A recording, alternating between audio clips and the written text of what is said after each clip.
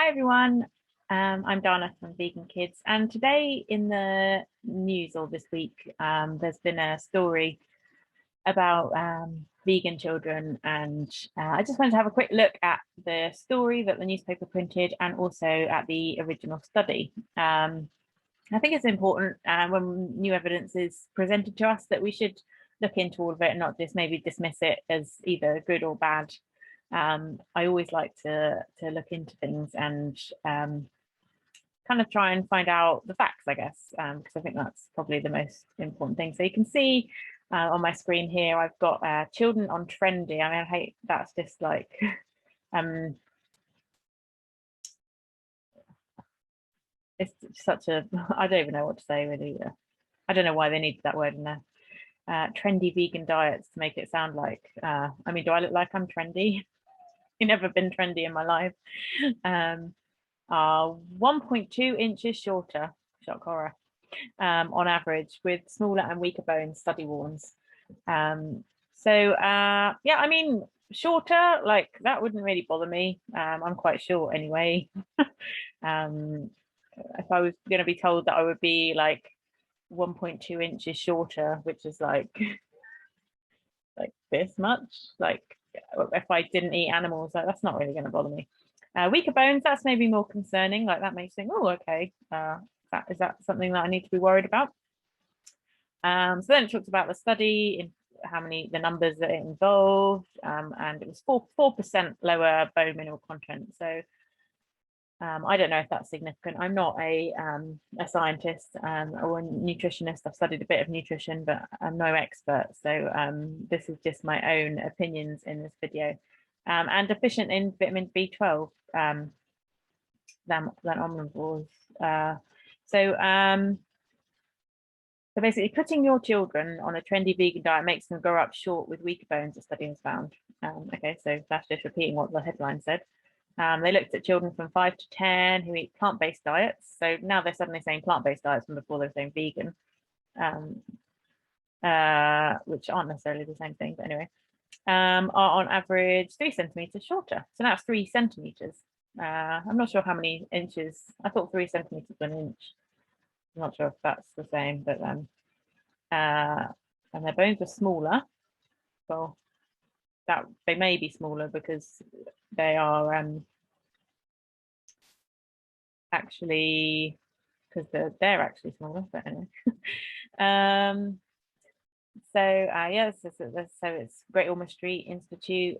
Also said that the vegan should be given B12 and vitamin D, but I think as vegans we knew that anyway. Supplements to reduce long-term health consequences of being raised on plants only. And it talks a little bit about what veganism is and all of these things. A bit lower down, we've got again, it's repeating that they're short. They have lower bone mineral content and deficient in B12. So that's now like I think the third time that they've mentioned that. Professor added that maximizing bone health is recommended with the aim of reducing future osteoporosis and fracture risk. Okay, so we found that vegan children had lower mass even after accounting for their smaller body and bone size, which means they may enter a massive phase when they need, so basically when they might need more nutrients for their bones, they might not have them. So, and that might cause a problem, but they don't really know. However, on the positive, they had 25% lower levels of bad cholesterol. Like that seems like a really good thing because isn't cholesterol one of the major killers in the UK or in the world, in fact, in the Western society at least, all over, I guess, and lower levels of body fat. Like if it was me, like that seems more significant than they're a little bit short with maybe not 4%, I mean 25%. I would leave with that headline. Vegan children have 25% lower levels of bad cholesterol. What a great story. But no, they decided to go for the negative, but then they are a newspaper. So what do we expect? We found that vegans had higher intakes of nutrients. So a minute ago, they were saying that they weren't getting lots of nutrients, but now they're saying that they actually have a higher intake of nutrients. Okay. So I don't quite understand how that can be, but anyway, on the other hand, lower intakes of protein, calcium, vitamins B12 and D. which might explain these levels. And actually, we'll look at the study in a minute because it does actually say that these children weren't properly supplementing with B12 and D, and that might have actually been the cause.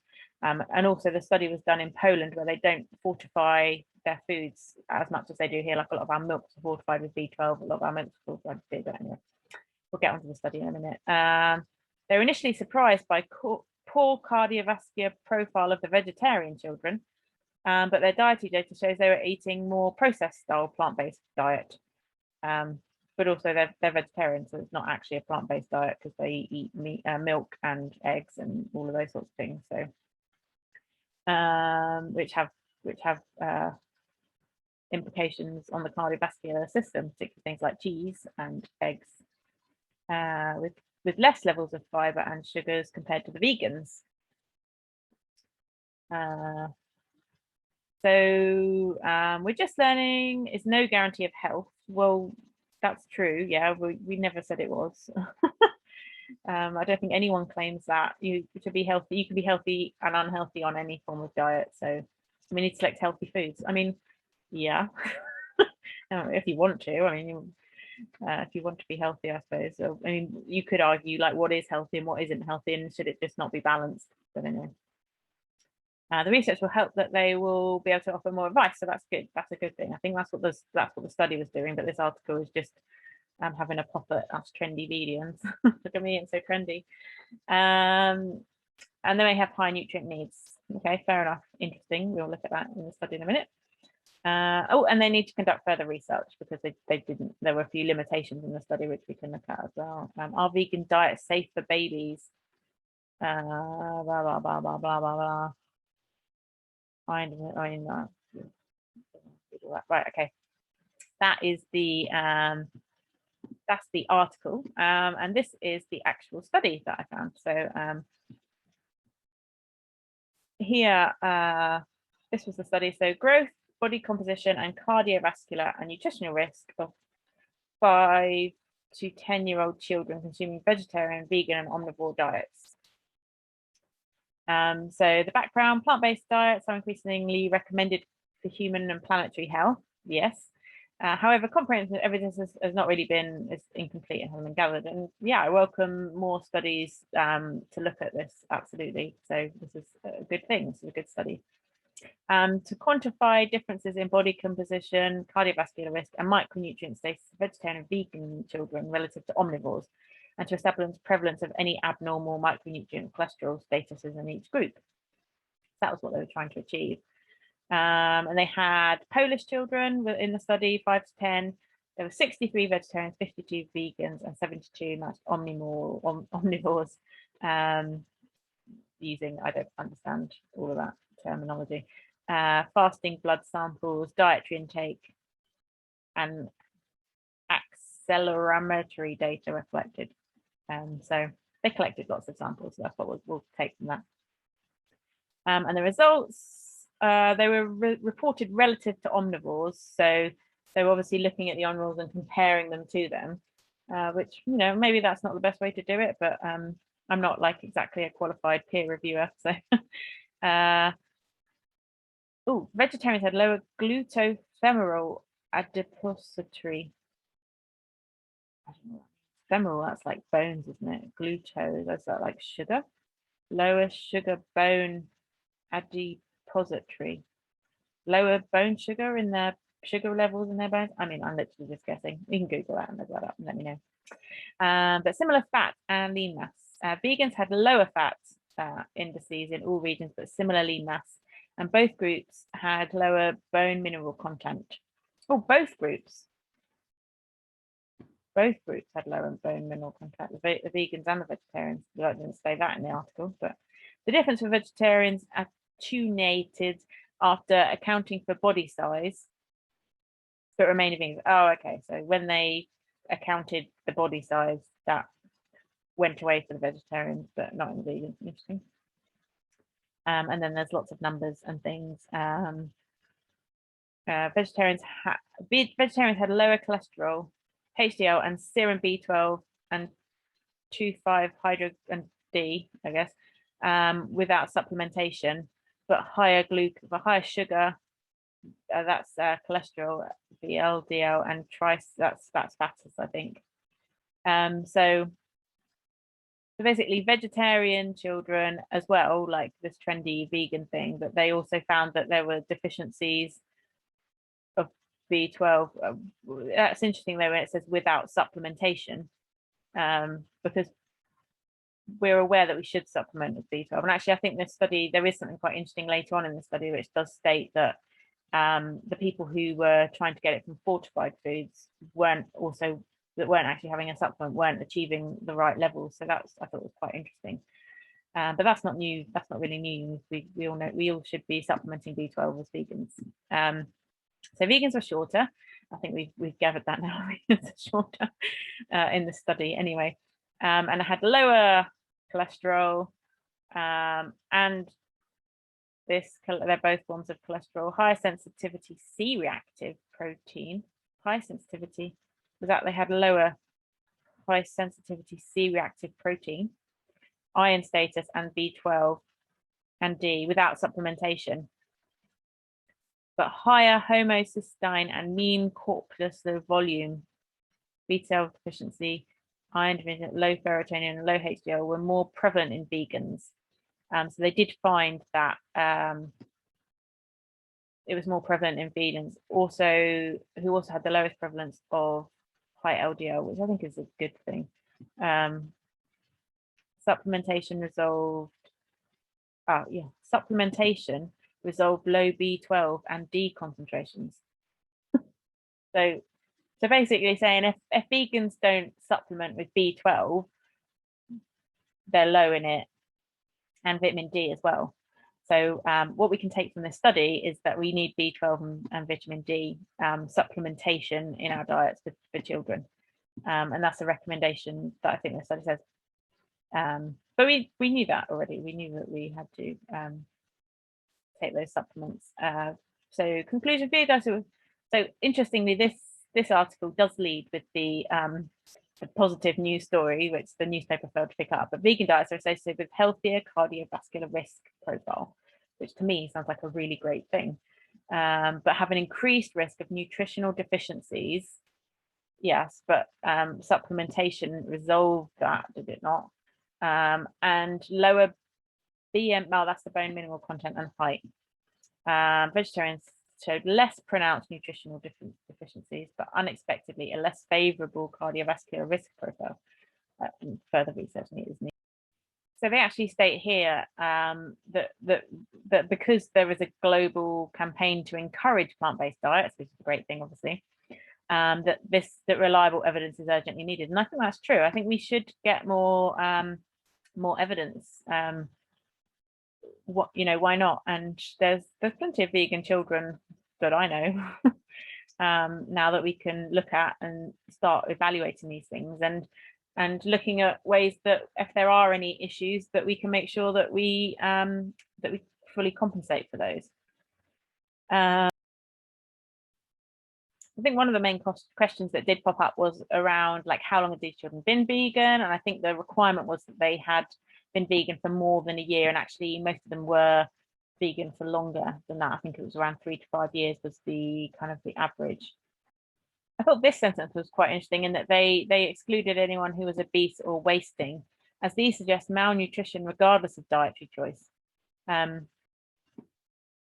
which just kind of proves that you can get malnutrition in any diet. So we just need to make sure, that's something that I always say, we just need to make sure that we are looking after ourselves and eating a healthy, balanced, nutritious diet.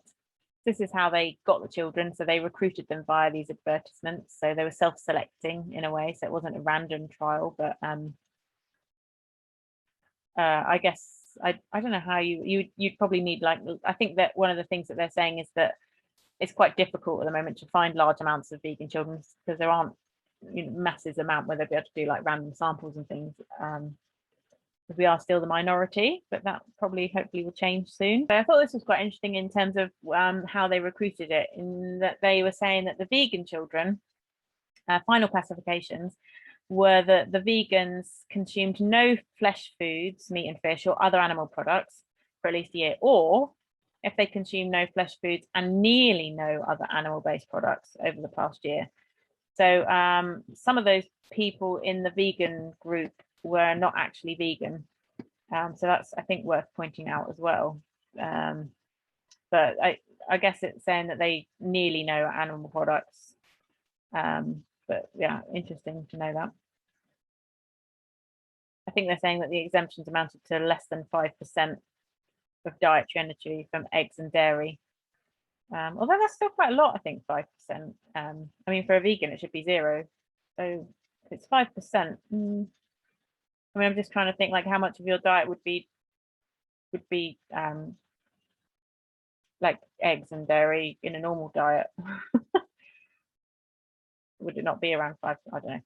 Maybe a bit more. Maybe for vegetarians. I know when I was vegetarian, I used to eat a lot of cheese.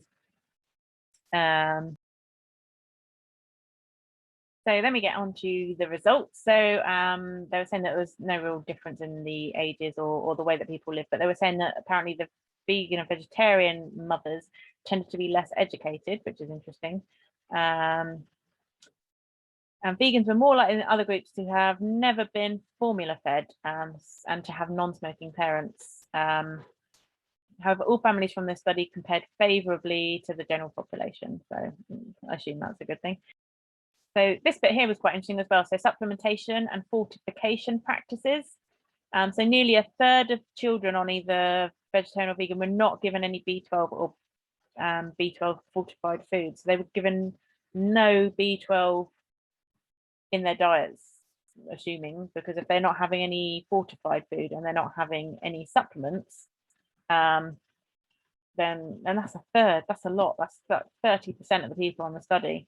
That's enough to make a big difference. So so perhaps that's something to actually highlight, that we should be doing that, because without that, then we are potentially putting our children at these risks of, I mean, I'm not worried about the height, but maybe the bone density.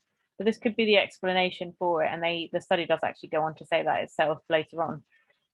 So just to highlight how important it is to have those supplements in our diets.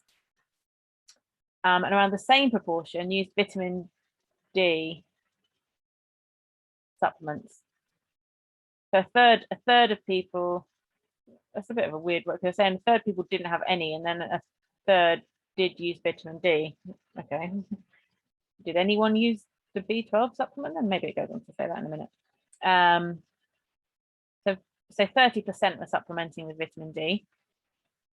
And then it says that milk is not commonly fortified with vitamin D or A in Poland. So here it's saying the omnivores have the highest intakes of protein and vegans the lowest intakes of protein. But it also goes on to say, I mean, assuming this sentence reads, omnivores had the highest protein, sugar, total, there's a comma after that, total saturated and monounsaturated fats, cholesterol, vitamin B12 and D. So I think this is saying that omnivores had the highest levels of all of those. I mean, could that not just be because they were eating more? Like if they had higher levels of all those things. But I'm just wondering if they like actually just consume more calories. It doesn't actually state that. I mean, maybe it does somewhere, but and vegans had the lowest levels of all of these things. But I mean, things like sugar and fat, that's good, and cholesterol. And actually, you know, do we need as much protein as we eat? Maybe we're eating enough. Who knows? Vegans have the highest intakes of carbohydrates, starch, dietary fiber, polyunsaturated fat, a good fat, folate, which is a good thing, carotenoids, I'm not 100% sure, but I think that's a good thing, vitamin C, magnesium, and iron. Vegans had the highest intakes of iron. That's interesting, isn't it? Because I'm sure it doesn't mention I'm not sure it mentions if they were low or deficient in iron in the study, but that's certainly interesting because it's saying there that they had the highest intake of it, and that's one of the things that they always say vegans don't get enough of. But apparently we had the lowest, and omnivores had the lowest of fiber, starch, polyunsaturated fat, folate. I mean, these are all good things. Like some of these are good, some of these are bad. So that's a good thing. maybe we should be worrying about the health of omnivore children in the study, because this study, bear in mind, has been used to look for the dangers in a plant-based diet, comparing it to omnivore, not the other way around. So vegetarians had the highest intakes of calcium, interesting, and vegans had markedly the lowest. And there were no meaningful differences in estimated energy intakes. Oh, okay, there were no meaningful, so there was no meaningful differences. So I did ask that question as well, but apparently not. That's interesting. That's saying how long they were vegetarian or vegan in it. So this is the headline news that we found out, the body composition. So vegetarians and vegans relative to omnivores were shorter. So I mean, that article perhaps should have read vegetarians and vegans are shorter than omnivores. And I think someone did point out that, well, they're probably eating like growth hormones within their meat and dairy and things. So perhaps that's why. One of the reasons could be. Although the difference in vegetarians was not significant. Oh yeah, we know that before. Oh yeah, sorry, I shouldn't keep saying that. But. So both vegetarians and vegans had lower thigh Z scores. I don't know what that means. Maybe it's the size of your thighs. I mean, I'd like to have smaller thighs. Whereas vegans had lower BMI. That's a good thing, isn't it? FMI. I'm assuming that's a good thing. I don't know what it was. Spirulac. I don't know. Triceps skin fold. This is a good. Like, lots of people don't want baggy triceps, do they? And hip scores, so lower hips. I assume that's a good thing too. Most people want to be thinner. I do. However, there's no evidence of differences in LMI. Mean biceps. No difference in the biceps. Subscapular. Scapula. I've heard of a scapula. Oh, isn't it? I don't know. Can't remember where the scapula is. Skin fold or waist. Oh, interesting. There wasn't much difference in waist. So some things you seem to, as a vegan, this study was showing that you have lower triceps and hips and possibly thighs, but not lower waist. Interesting. And then this is the bone health, cardiovascular risk, and body iron status. So remember before it said about vegans having high iron intake. So that'd be interesting to see what it says here. Mean differences in bone, cardiovascular, and body iron status were presented. Vegans had 7.3% and 15 respectively lower. I think that is the bone.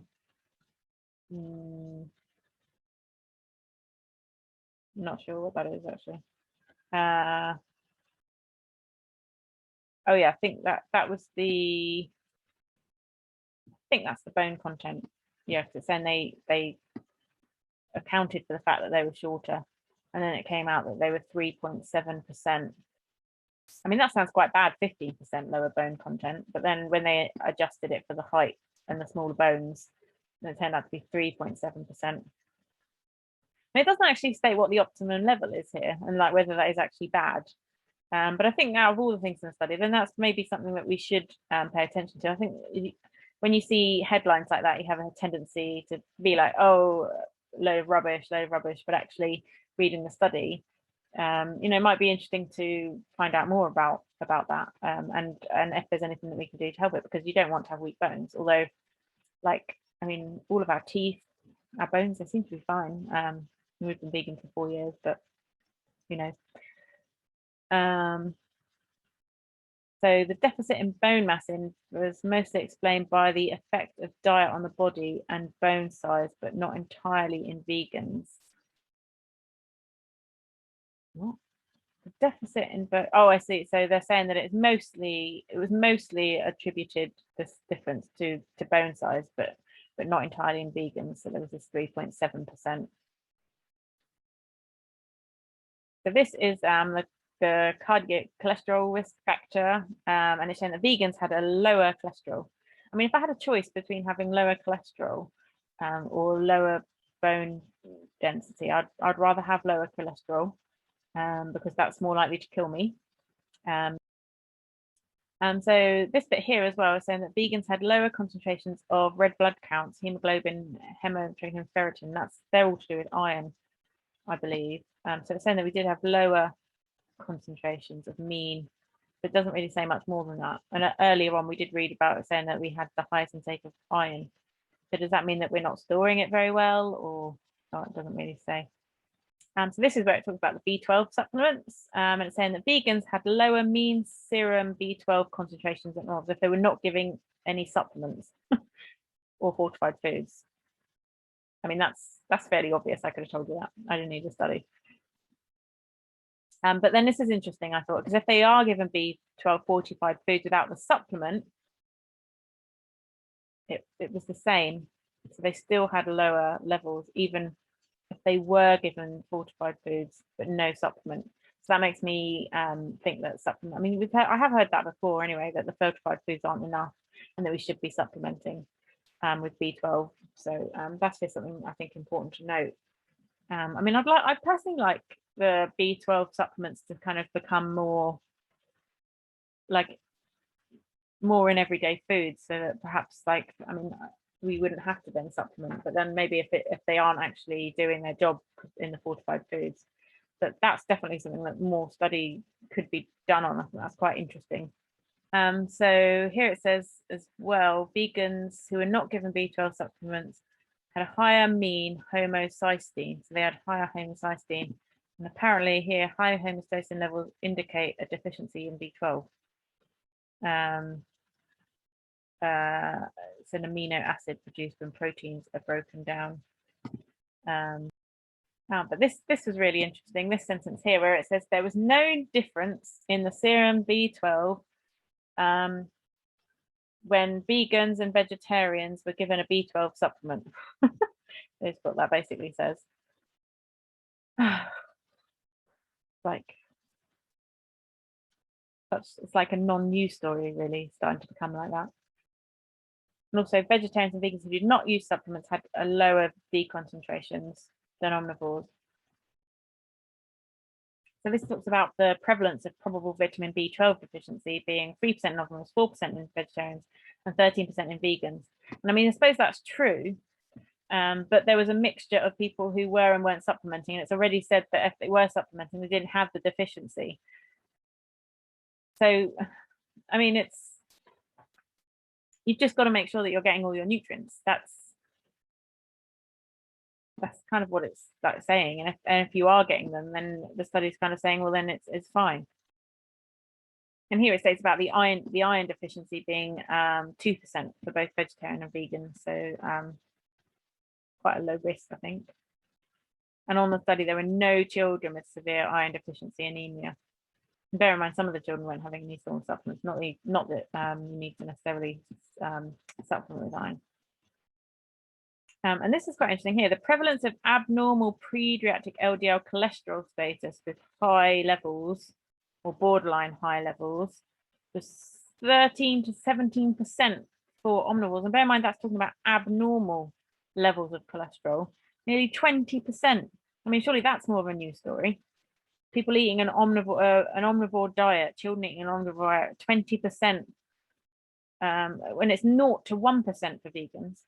20% more likely to have abnormal high cholesterol levels than vegans. Well, okay, we'll say 17%, 15%. Let's go 15%. And so this is kind of, I think, that what says discussion. Let's say conclusion. I don't know. So they found differences in some differences, and vegan children had more favourable values of a cardiometabolic risk factors and lower fat mass. I mean, that's brilliant. Why are they not running with that headline? It annoys me. But they did have decreased this bone content thing, but again, they're not sure why that was. Was that because they're not been supplementing? And lower blood micronutrient status, which I don't really understand. because it says that they had up above it, said that they had higher nutrient intakes, and the only nutrients were D and B12, but then we discovered that they weren't actually supplementing. So, I mean, from one point of view, they've taken a group of vegan children and they found that there's quite a high prevalence of B12. There's quite a high prevalence of a B12 deficiency. So we should, I think, take note of that as vegan parents and make sure that we are supplementing our children with B12. And then the study goes on to say that it's well established that B12 deficiency is an avoidable risk of a vegan diet per se, is or isn't, and that vegans may be in particular need of vitamin D when sunlight exposure is limited, which it is where I'm from, although I've been getting out in the sun recently. It's been nice. And our study adds more data for vegan. I mean, if it's going to happen in adults, it's probably going to happen in children too. we need B12 because it comes from the soil, and we wash our vegetables nowadays, and they supplement animals with B12 or grass fed. I suppose they can get it from the soil, but it's a mineral that can become that is actually injected into cows. So it's a secondary source. Just give it straight to us. If they can figure out another way of giving us B12, then I'm welcome to discuss it. So here it says that that demonstrated inadequate B12 status in unsupplemented diets. Isn't that kind of obvious? It seems obvious to me, but and better concentrations in fortified diets, and optimal in vegans, optimal concentrations when diets incorporate fortification and supplements. So basically, if you don't supplement, you're not going to have adequate levels. I mean, how much were they getting paid for this study? Could have told you that. Could have told you that. And the same with vitamin D. But vitamin D is quite prevalent in deficiency, is prevalent in lots of northern hemisphere countries where we don't get enough sunlight.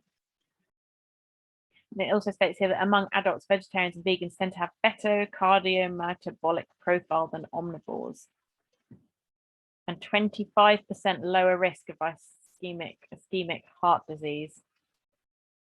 That's a headline. And so here it goes on again about the lower height, the shorter height, that restricting animals, although we've already established in the study that it could be due to the fact that they didn't supplement properly. But anyway, so being shorter apparently might have implications for long-term health because taller height is associated with higher social status. What? That's crazy. It's nothing to do with health, has it? Well, maybe, I don't know, maybe it has if you can't afford to eat because you're a lower social status. And taller adult height is associated with lower risk of diabetes and heart disease. They've just said up above that the vegan diet is 25% less likely to cause that's just this like end bit of the study. It's like they've taken all the data and then sort of hypothesized it into just like what? It's not what the study said where I read it. Maybe I just don't know what I'm reading, but that seems crazy. Yeah, taller adult height also has a greater risk of diverse cancers, apparently. So far, I'd rather be shorter. Oh, and they don't actually know whether these height differences are going to persist into adulthood either. And it's worth pointing out that I know lots of tall vegan children. I have two children. One of mine is tall and one of mine is short. So go figure. And it's also worth pointing out that a lot of height is genetic anyway, I think. And here it goes on to say about how in the vegans in the study, they had higher intakes of all of these things. I'm sure that's a contradiction, but basically saying that the people on the plant-based diet were more of an unprocessed diet, which might explain their more favorable cardiovascular risk profile. Also saying that their lower protein, calcium, vitamin D might explain their, so it sounds like they were actually had lower intakes of these things, that they were having low protein, calcium. So perhaps not a well-planned diet if they're not having these nutrients. And then they go on to say that several unanswered questions remain. They were limited within their study, I think. And they're saying that it's unclear what aspects of the plant-based diet actually contribute to those outcomes, and at what age, or whether supplementation or dietary change can rectify any of these problems. And then it says that we propose that physicians and dietitians educate their patients on the potential benefits and risks of plant-based diets. And I personally think there are more benefits than risks.